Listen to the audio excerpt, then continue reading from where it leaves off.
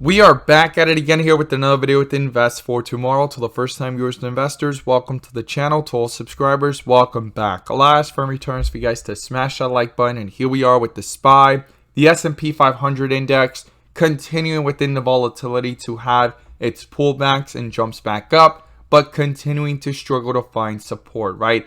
Right now, it's trying to stay above 390s, and we need to talk about what is going on 42 Vision, our inflow versus outflow indicator. But before we do, I want to share with you guys the home run opportunity that was mentioned this morning over at the Discord. And as you see popping up here on the screen, these are some of the home runs I managed to find last week alone. And while it's not guaranteed to be this way every single time, we strive for opportunities like these every single day. So the home run of the day was spectacular and beyond expectations. And if you guys want to know about these stocks early on in the pre-market, check out the link down below in the description to the Discord. And by joining, you'll become part of our growing community of investors, all looking to learn and grow together. So these are the three stocks I mentioned this morning, and every single one of them gave jumps of 3 to 5%, 5 to 10% plus. But one of them turned out to be a home run, and that was ISEE. We caught this one in the pre-market, pulling back under a bear indicator.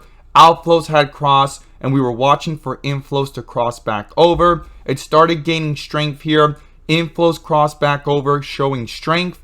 Then it got that bull indicator leading up towards the bell. And after the bell, it continued with strength on 42 Vision. The inflow stayed above the midpoint, and it hit a highest point of 30% plus, guys, within minutes to hours. If you guys want to know about these stocks early on in the pre-market, check out the link down below to the Discord, and we strive for opportunities like these every single day. We look forward to having you join us, and let's jump into these charts. So here we are with the SPY, the S&P 500 index, fighting to stay above 390, which is the key support level since September 1st, right? One of the lowest points that we've hit since the peak up here of 431, and came all the way back down to these levels based off the 30-minute, right? And you could see the full transition that we had here last week on Thursday to Friday, from white with red borders to bright green here on 42 Vision, from the dip to the rip. And right now we're transitioning back down from the rip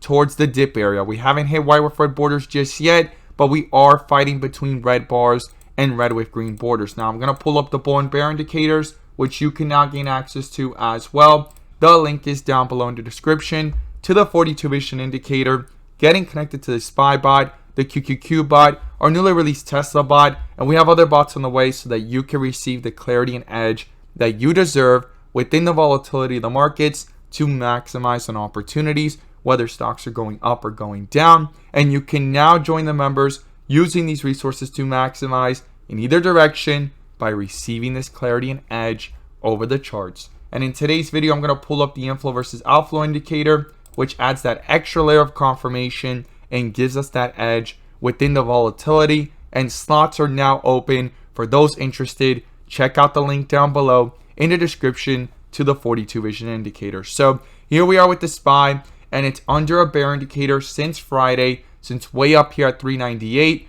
Things look like they were going up higher. As we stated in the previous video, on the 30-minute chart, it hit the dip area to the rip area. It was under a bull indicator and quickly shifted back down. Once it hit those red bars, it got the bear indicator, and the outflows, most importantly, got crossed. Today, any movement to the upside must have been a fake out, right? That's the only way to look at it, due to the fact that just based off 42 Vision, we've been under a bear indicator, and on top of that, we have not crossed the midpoint. So any move to the upside did not have enough strength to get things moving in a consistent direction upwards unless we cross the midpoint.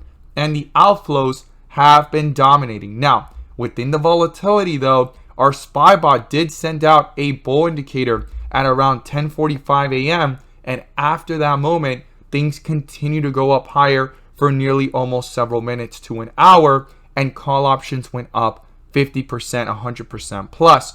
But in this whole entire move, when you zoom out to the 30-minute again here, you could see that the outflows have been dominating and the inflows have not been able to cross the midpoint.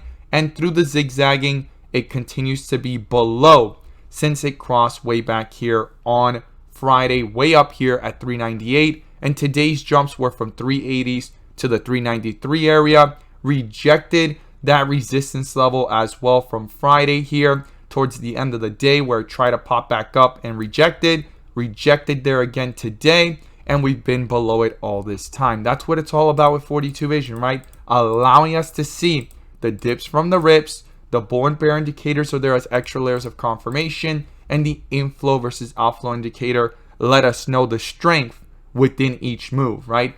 If we zoom into the 15-minute though, you could see here, same thing. It's been below the whole entire day. The only moment it stayed a little bit above it was in the pre-market when it crossed, but right at the opening bell, crossed right back below it, pulled down, and it continued to go lower. And it was under a bear indicator since Friday as well, when those outflows got crossed way back at around 12 p.m. on Friday. And this is what it's all about with 42 Vision and the inflow versus outflow indicators. Now, when you zoom out though, we've talked about the key levels to watch, and that's what I'm going to share here with you guys. Let's zoom out to the 1 hour. You could see that the outflows got crossed, and now they're trying to pick back up today towards the end of the day, but we're still below the midpoint. We got crossed last week on Friday, got a bear indicator, and things have fallen from 400 all the way down to 388. Now, a lot of people are questioning, could we continue to go lower? Well, we need to zoom out and look at the bigger picture here. So on the 4 hour, you could see that the outflows have been crossed since August 26, way up here at 416, and also way back here at around 423 on August 19th. So those were the two main crosses that actually have dominated and brought things lower. And within the volatility, we try to come back up, and then we reject and go back lower. And both times we have had bear indicators that dominate the chart. Right now we have no bull indicator, and we have had small reversals at these dip areas. Some are weaker, some are stronger, and you could see that there in these three reversals here from white with red borders back up, but no bull indicator that has had a significant impact, while at the same time having inflows dominate. It tried here, but it rejected right back down really fast. Bear indicator took over, and the outflows got crossed, and since then we have been below the midpoint, and outflows have dominated. And today we tested below 390 to 388, and those are some key support levels here based off the history of the chart, which I've talked about in previous videos. And below that, the next support is down here at 380, and then back down here towards 371. I think it's going to be important to watch these levels based off the 4 hour and the bigger picture. But on the 1 day, we crossed those outflows as well back here on August 23rd towards August 25th, and things have continued to pull downwards between that bear indicator on the 23rd and August 25th. Those outflows getting crossed, things have dominated to the downside, and this bear indicator has canceled out the previous bull indicator that started from 385 all the way up to 431, guys. And we've been pulling back pretty quickly, right? Now, when you go out towards the 1 week, we've talked about this as well. We were watching if this would shift from green to red as we see it here, and if it would start pulling back towards the midpoint. And now we are seeing the first time red popping up. We're having a continuation of red bars, and this bull indicator has popped up at the end of the transitions before the big pullback that's happening right now. So if this does not hold above the midpoint, we could retest the lows or even hit newer lows, and that's where things are going to get very interesting. And it's where we've compared these charts to what had happened back in 2003, right? Because the 2007 to 09, there was no bull indicator in between. The outflows had moments where it tried to bring itself back up. They were short-lived, and the outflows dominated, and it had one bear indicator from November 19th of 07 until the first bull indicator of May 4th of 09. But when you come back here to 2003, there was a moment where a bull indicator did pop up, and things sat sideways before the next bear indicator popped up and things pulled down. But this is the main thing I'm looking for. When it switched from actually crossing over, it kind of stagnated and sat sideways and then pulled right back down with that red shifting from green to red, crossing the midpoint again and continuing to pull things down lower.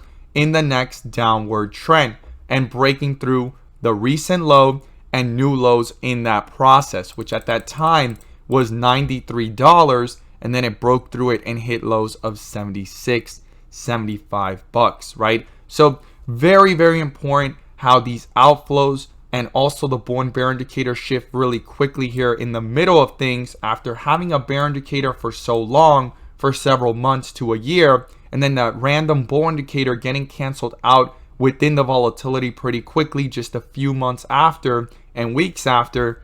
That is what I'm looking at here, and these outflows looking similar to the one right now once it crossed over, stagnated, and shifted from green to red, with the possibility of the one now touching that midpoint and crossing it to the downside again, right? When we come right back over to this area, you could see it here. So that bull indicator popped up quickly. We're shifting from green to red, and we're getting now back towards the midpoint.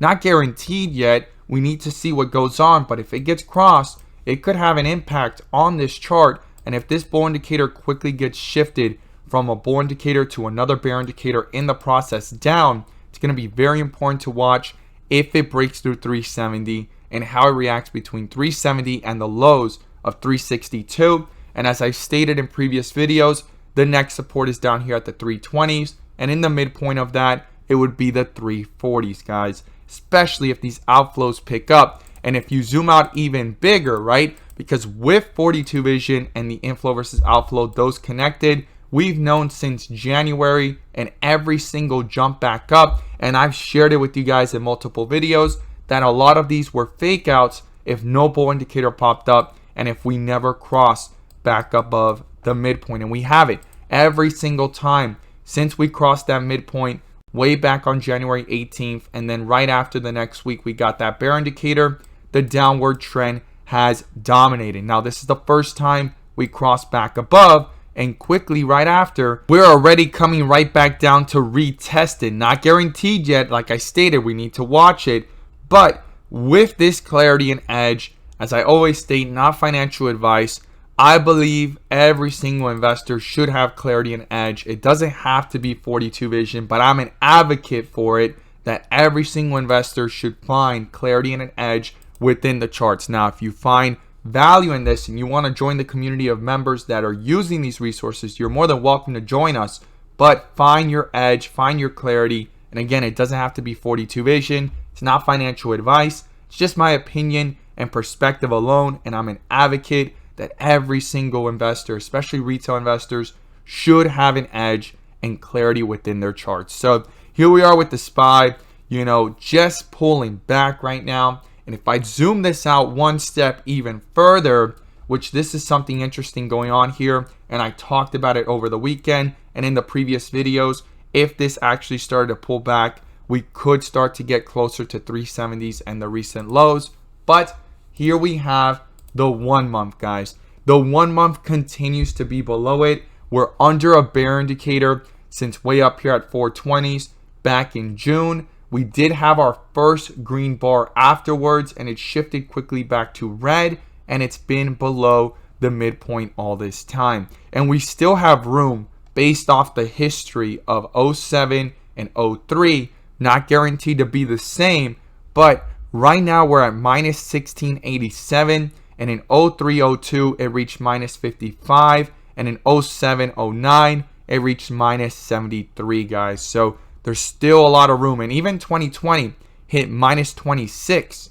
2018 was minus 16. We're right now only as close to the pullback, crossing the midpoint and outflows dominating as if it was 2018. And right now, if you look at the bigger picture, the pullback was a shorter span from green to red to the midpoint here than the one that we just went through. Look at this whole entire pullback here above the surface. It's almost like, those icebergs that you can't see anything below it. You can only see the top, and below it there's so much more. It's like this is just the top of the iceberg that we just kind of took the icing off the cake. And if these outflows continue to dominate to the downside compared to history, not guaranteed to be the same, again, not financial advice and just my perspective alone and my opinion based off what I'm seeing, there could be more room.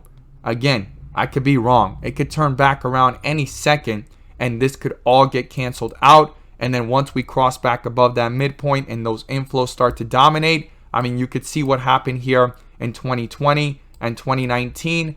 Things start to run, guys, and they run strong. The last time that it lasted for several years, almost a whole entire decade, was in 2000 without a single bear indicator. Once those inflows crossed, and they just dominated all the way from 2010 all the way to 2018 and continued that run to 2019, and then it's had its moments. But here we are, and right now in the 1 month there's still room.